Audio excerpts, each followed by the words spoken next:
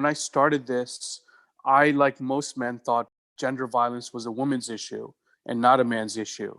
It was only through the process of creating this comic and the experience in talking with survivors that I knew that men had to be actively involved. And that's the reason why our audience is teenage boys, because I felt I needed to create a comic book, a superhero character that can speak to them.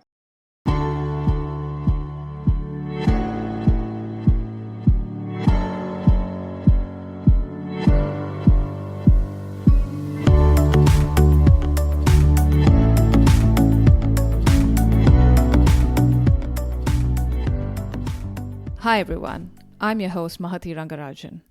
Do you remember when you first heard the news about the brutal rape of Jyoti Singh exactly 8 years ago in Delhi? It shook us all badly, as it did Ram Devineni as well. He was among the thousands of protesters demanding justice. But as a documentary filmmaker, he decided to do something about it and chose the platform of comics to drive home a powerful social message. And thus was born India's first female superhero, Priya's Shakti, 2 years later.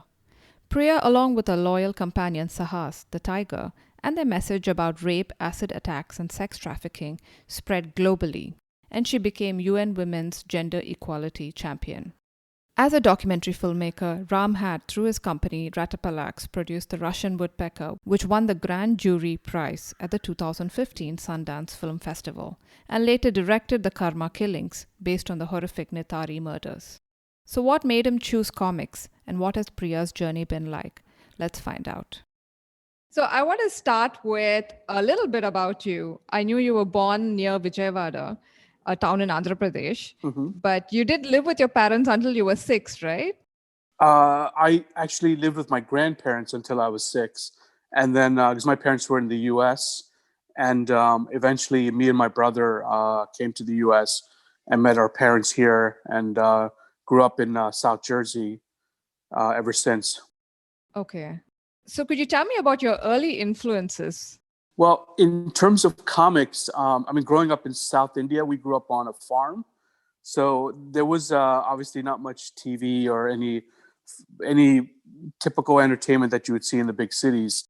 So I grew up reading, and especially reading a lot of the Hindu mythological comics and all kinds of comics. I mean, we had just basically drawers full of the comics that we would go through. And that's when I, through these comics, that's what I learned about India, learned about cultures, learned about mythology, learned about Hinduism and all the other religions as well. And that influenced me eventually when I came to the US and discovered US comics and sort of expanded. Okay. DC Marvel comics weren't so available back in the 80s in India. You had to rely on the homegrown comics. Yeah. But you studied political science, right? Yes. I worked in politics for a while and studied political science at college and was a campaign organizer. Okay. And you also worked in Citibank for quite some time. That's right. But I want to ask, your grand uncle was L.B. Prasad. And you had mentioned that how you... Wow, you've done some research. Yeah. So, and you had mentioned that you used to visit the studios. Though later on you've chosen, you worked with Citibank and all, and then you changed your career path to become a filmmaker. But do you think the seeds were sown subconsciously when you were young? Oh, definitely. I mean, I grew up on the L.V. Prasad Studios, Color Labs in Chennai. It was every time I went there, saw film and TV productions being shot. It was fascinating to see, and they had one of the few 70 millimeter theaters in Chennai in their studio. So that was, to see these huge Telugu films in big Technicolor, big screen was just amazing. Okay. I've always wanted to make films, but at a certain point back in the 90s, I had to sort of make a decision because, at that time, the technology was not there available for regular filmmakers, regular people to get a hold of equipment and make something. You had to put a large investment into making a film. Nowadays, it's become much more accessible and easier to get these DSLR cameras and shoot documentaries or films. But back in the early 90s, mid 90s, it was not available. So I had to make a decision eventually. Went into IT, and like all good Southern Indian boys, I became a IT technologist. So what made you switch? I think it was, it was just opportunity. This was at the height of the .com boom. Okay. And there was just insane amount of opportunities and jobs. And at that point, technology and especially the internet, this is like the heyday of the beginning of the internet, right? Yeah. So everyone was excited about what the possibilities were, including myself. It was the thing. You had to be somehow involved in some way. Either you were involved in it or you were making money off of it. The overnight billionaires in IT were just popping up everywhere. Okay.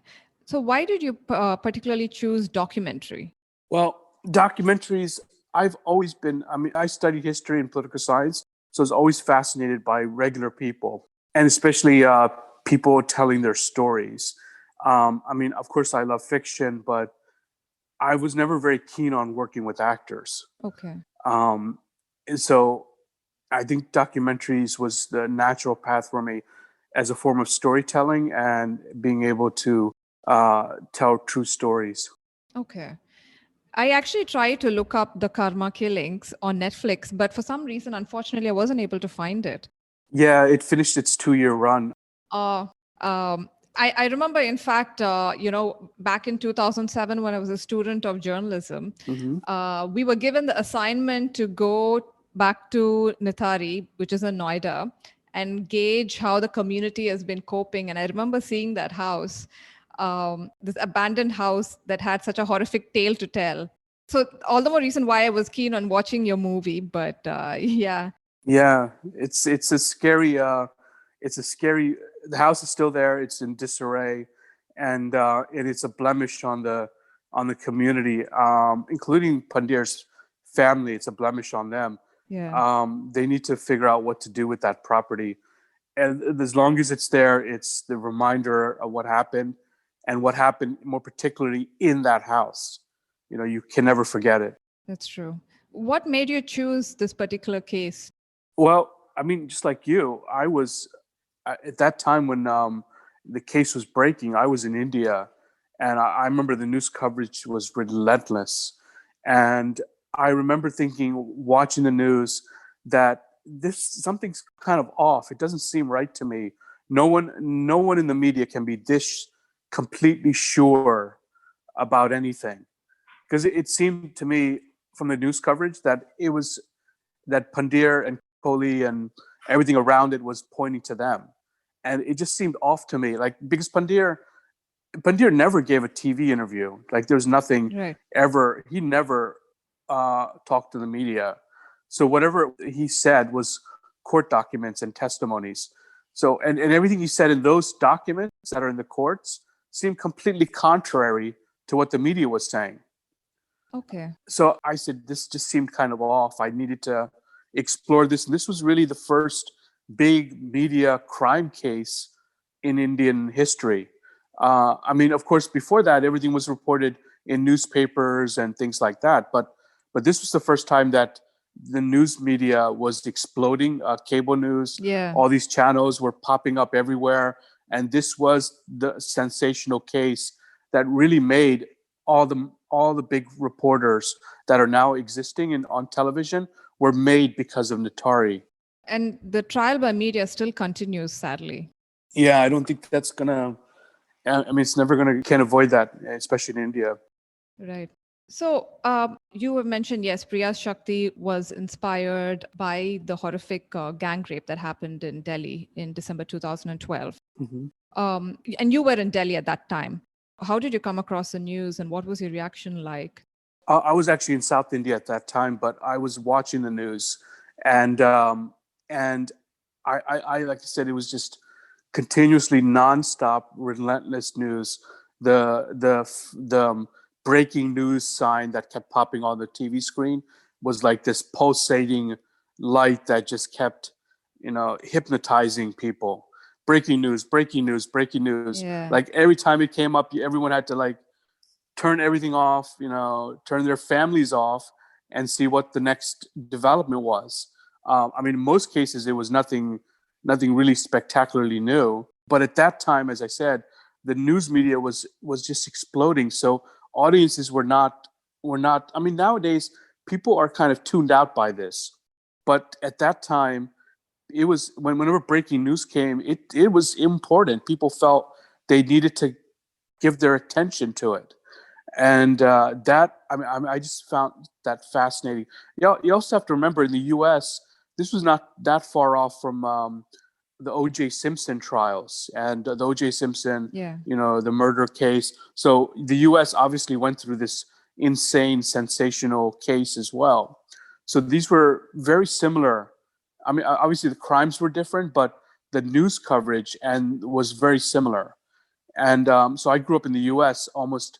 I mean, obviously people in India saw this too, the OJ case, but we were sort of getting used to this nonstop coverage. That's true, yeah. So when did the idea of Priya come to you? Well, the Priya Shakti comic book started first with this horrible gag rape that happened in 2012 in Delhi. Yeah. As many of your listeners will remember, there was all these protests that were happening all over the country, and in particularly in Delhi. And I was involved in one of these protests that was happening. And there I spoke to a Delhi police officer and asked him what he thought about what was happening around him and particularly what happened to her. And he said something that really caught my attention. He said, "No good girl walks home alone at night," implying that she deserved it or she provoked the rape. So I knew immediately after hearing that this was not a legal problem, but a cultural problem. Yeah. And why Hindu mythology, could I ask? Because I read the books, I saw Priya's Shakti and Priya's Mirror and The Lost Sisters and Mask. I have to add, the artwork is just amazing. It really comes at you, it catches your attention, definitely. Thank you. So, but I was intrigued why you, especially in the first one, in the Priya's Shakti, why Hindu mythology played such a big role.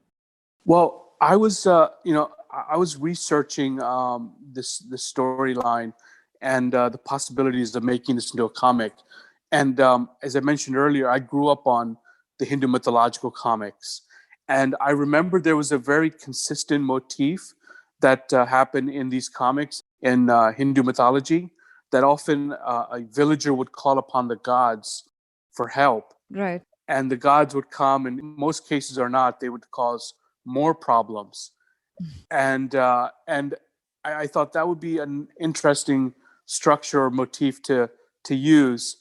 And Hinduism, in Hindu mythology in particular, what I always found fascinating about the religion and the philosophy is at the core of it, it's about conquering your fears.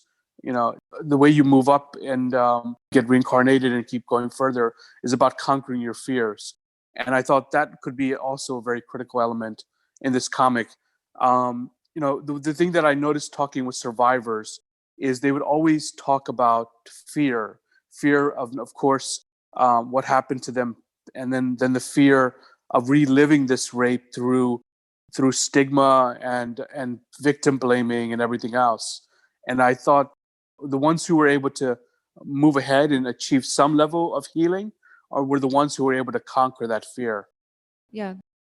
The image of Priya riding the tiger is based on goddess Durga, because she also rides the tiger.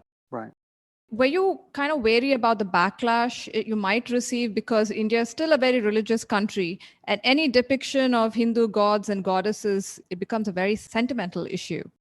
Yes, there was an obvious correlation between Priya riding the tiger and Durga riding the tiger. In our first comic, we emphasized that the tiger represents fear at first, and Priya's living in the jungle. She's thrown up out of her community and is being stalked by this tiger. And eventually, she confronts the tiger and looks the tiger in the eye and speaks a very powerful mantra and converts the tiger from fear into power, Shakti. So Okay. it was a clear metaphor that we wanted to emphasize. And there was definitely clear correlation between Durga and the goddess Durga and the tiger as well.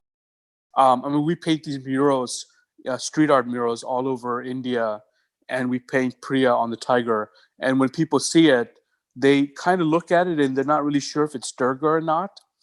But they always say it's a very strong, empowered woman, because that's what Durga represents, is a strong, empowered woman. So that's very important that we put that in the comic. Okay. And in terms of backlash, I was of course conscious of this, but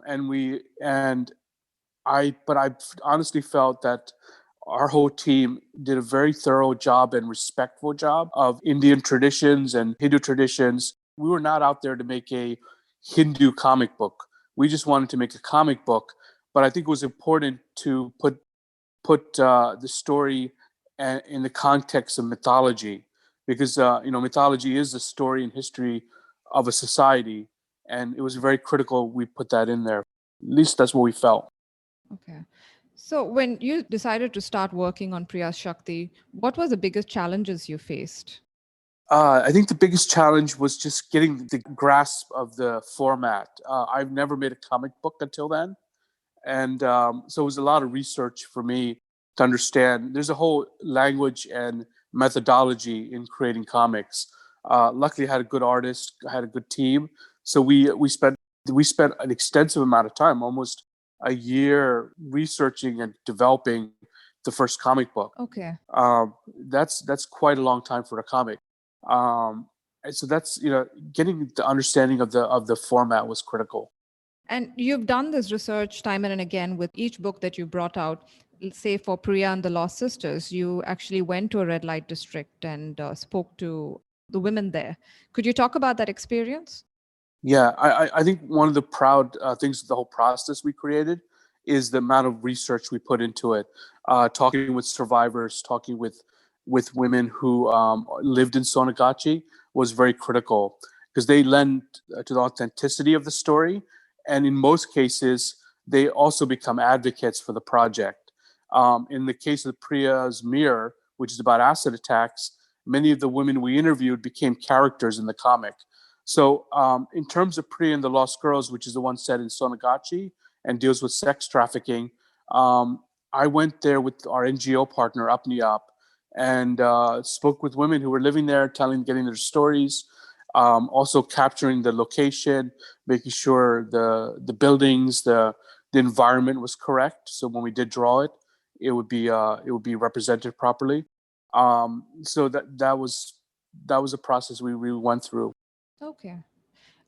What I loved about the comic, besides its powerful message, is that you as a man created it, because men seldom tell female protagonist stories. But were you aware, as being a man, that you might not do complete justice to the message Priya wants to carry, to the kind of crimes these women have faced? Yes, I knew as a man there was a limit to how far I can tell this story. As a documentary filmmaker, I knew I could tell the story of survivors with authenticity and with nuance and respect, because that's what a documentary filmmaker does. Is they have a training and methodology to do that. Right. So I was not worried about that. What I was worried about was the story, because the comics are fiction, and they had strong female characters. Of course, Priya is a woman. I knew as a man there was a limit as far as I could go. So I always work with women writers or women producers and advisors who give that authenticity and nuance to the fictional characters, and to make sure they're told well. And that's something that we still continue to do. And you mentioned that your target audience is preteens, 8 to 14-year-olds, especially boys. How do you ensure that you catered the comic to them? Yeah, from the beginning, we did a lot of market research, which is very unique for a art project. So I went to Mumbai and Delhi and spoke and actually tested the artwork with teens, and then also tested the augmented reality elements too, because at that time AR was relatively new, and we knew there was something very unique and compelling being told, that that this demographic really was drawn to. And then eventually, when we launched it at the Mumbai Comic Con, it further validated it, because predominantly most of the people that attend these Comic Cons are teenage boys or young boys. And they responded overwhelmingly very positive to this. It's kind of a live and learn process. So eventually, we had to make some adjustments because the comic also appealed to many other demographics, like feminist women and scholars are big fans of this comic, which are completely opposite than teenage boys. So it appealed to many different demographics for different reasons. And then eventually, with the new comic, Priya's Mask, we decided to tone and redesign Priya so we can reach a younger demographic, that being children. Yeah. And I'll be happy to talk more about that as well. Sure. I actually wanted to ask you, especially with the teenage boys, were they happy with the social message that came with the comic book? Well, this is what I think is the power of comics, and why our project is a success is because comics are supposed to be subversive. And what I mean about that is, when you pick up a comic book, it looks beautiful. It's very eye-catching, captivating, beautiful characters, and so on. And if you can embed or tell a great story that deals with social issues in that, people are completely blown away by that. Like, people pick up the comic book and they see how beautiful it is. They read it and they say, "Wow, this is about a rape survivor," and they're completely shocked and surprised by that. And then they continue to read it to the end. And then in some cases they go back and try the augmented reality elements, which adds these new embedded stuff in there, from videos to stories to animation, that make the comic book come to life. So there's like many different elements to the project and the comic that they go back and experience. So yeah. Right. Your latest one, Priya's Mask, what I really liked about is you touched upon the topic of children, especially coping through this pandemic, which, sadly, they often get forgotten. They expected to cope. How did you come up with that idea to focus it on children? Oh, that comes from my niece. My niece was 3 years old when the pandemic started back in the spring. And she told her mother, my sister, she was taken out of school for a couple weeks, and obviously this was a big shock for her and a lot of children. Yeah. And she told her mom, "I have no one to share my feelings with," which is ended up in the comic book. And when I heard that, I knew, yeah, this is where the focus of this comic book should be on, is children. No one's really paying attention to them. Adults have gone through big changes before in history and in their lives, but for children, going through a massive thing like pandemic, being taken out of the school system, not being able to see their friends, not being able to see their grandparents for a whole year, that's difficult. They don't understand why. I mean, the virus is an invisible force, and how can an invisible force completely upend your life like this? That's true. I, in fact, have two children, and my eldest one, my son, Mm-hmm. is actually got very upset that the whole academic year is gone and he's not gone to school. Yeah. Right. And coming to augmented reality, you brought it out at a time when AR was not known. I mean, it was hardly being used at the point. So why did you choose to do that? Augmented reality, back in 2013 or so, was pretty new, especially new in India. And I remember AR, especially effective with artwork and images, because it basically made those artworks pop out and it made them come to life in a different way. AR doesn't really work with text. It works really good with images or spaces. So I felt AR turned the comic book into a pop-up book, and which was a very unique concept to do. And I felt like this was the right medium, for the right technological medium to do it in. And teenagers were just on their phones constantly, even in 2013. And there had to be another way of telling stories and reaching them beyond just the comic book. And that's where AR sort of came into it. Okay.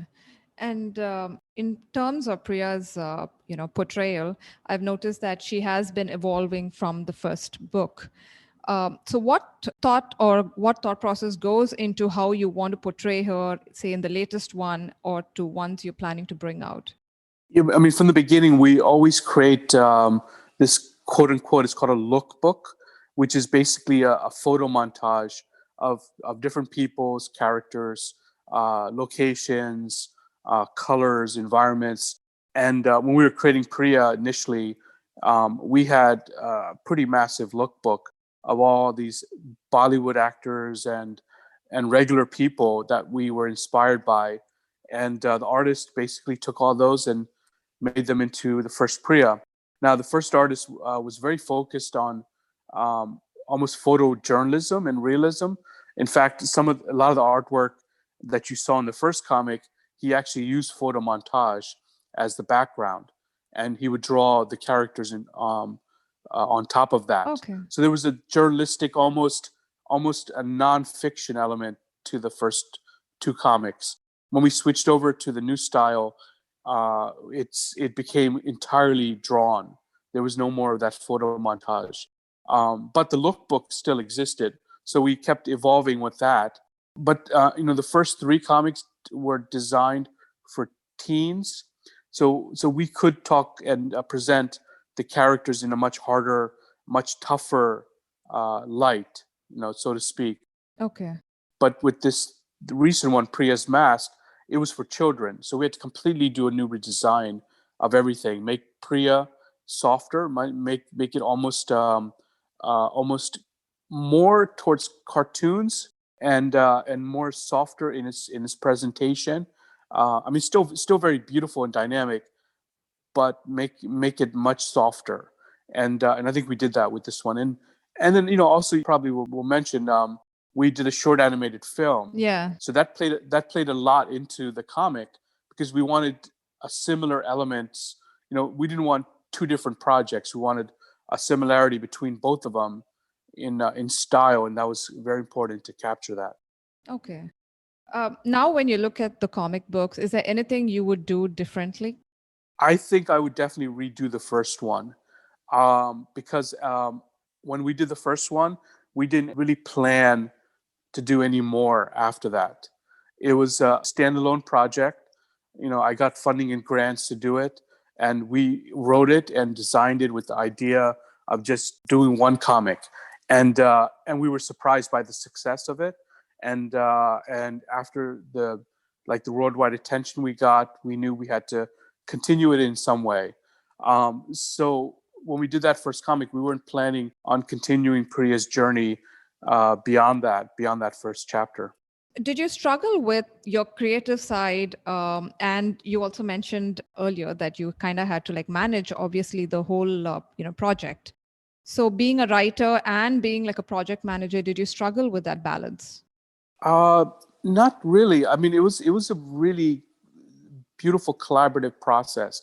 And even this last one, Priya's Mask, which had an additional challenge of us never physically meeting because, of course, the pandemic and COVID-19, all of us were working by Zoom in different countries, different cities, Yeah. and at different time zones. So there was that added challenge to it.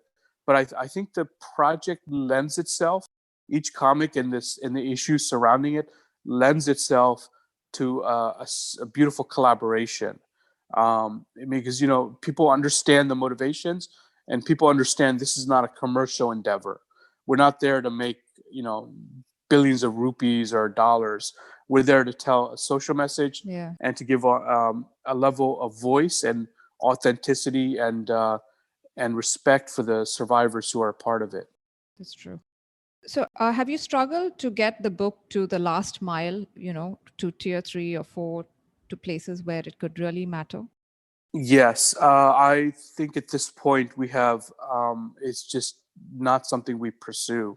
I mean, obviously, we have a digital platform to get it out for free to everyone who wants it.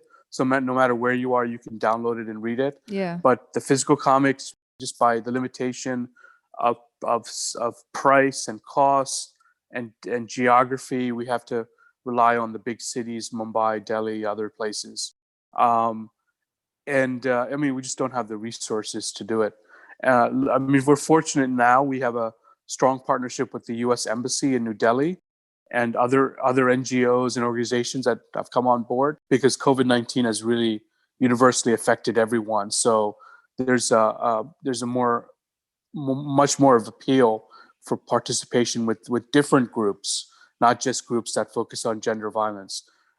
So our goal in the next year, 2021, is to hopefully do a school curriculum and get the comic book first digitally out to schools and then eventually physically out to schools.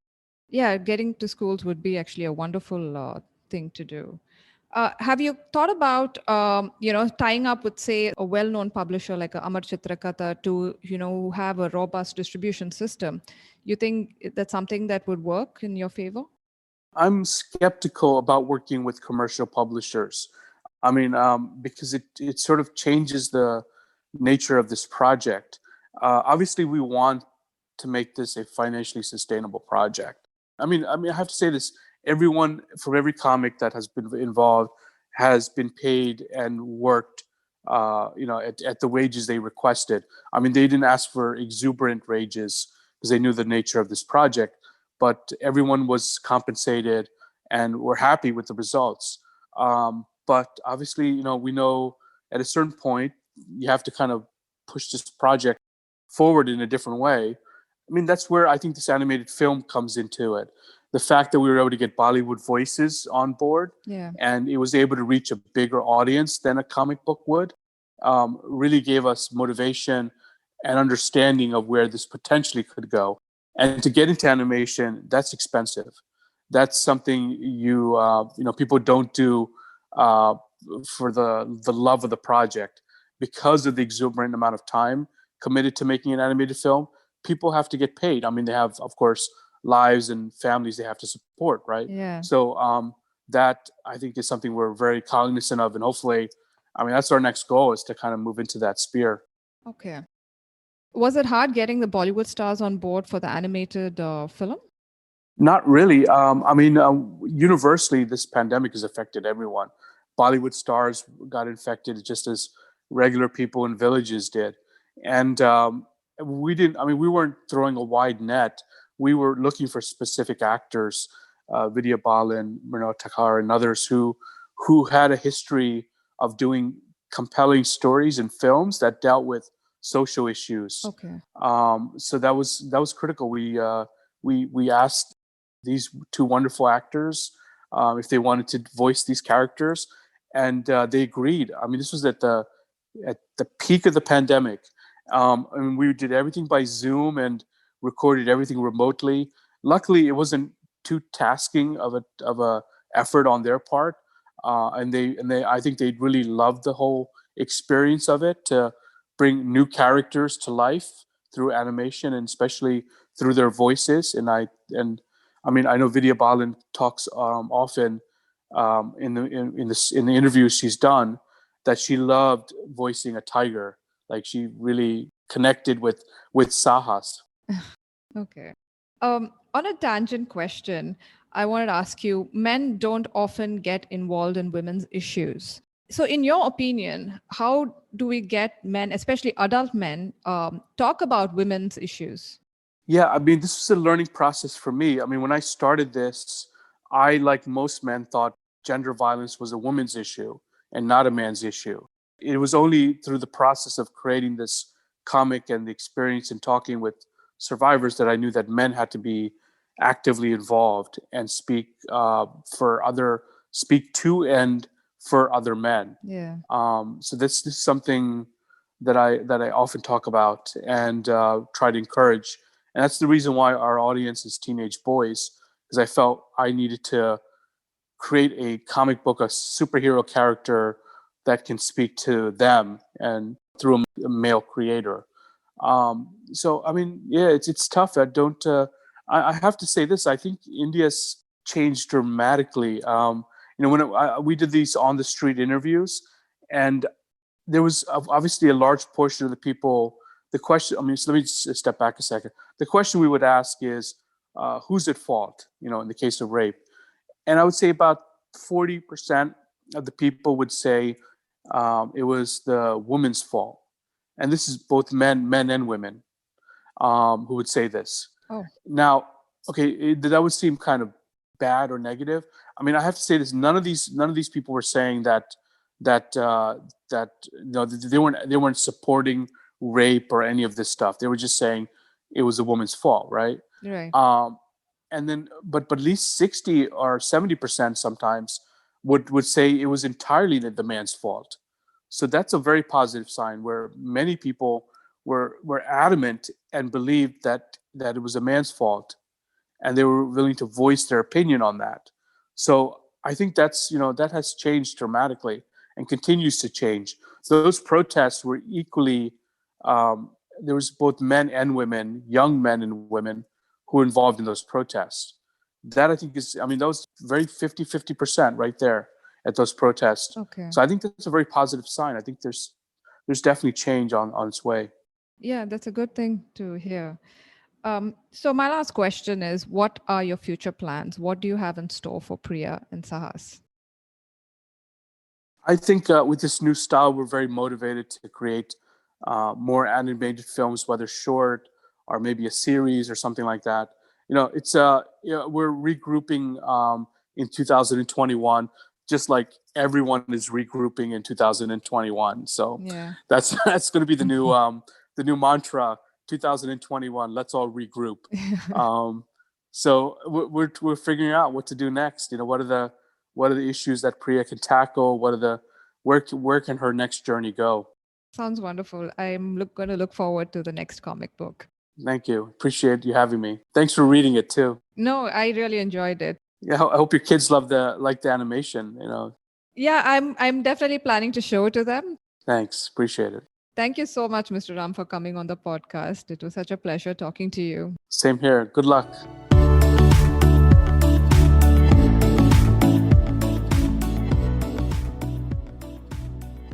To learn more about the comics, please visit priyashakti.com, where you can download and read the books. Take care.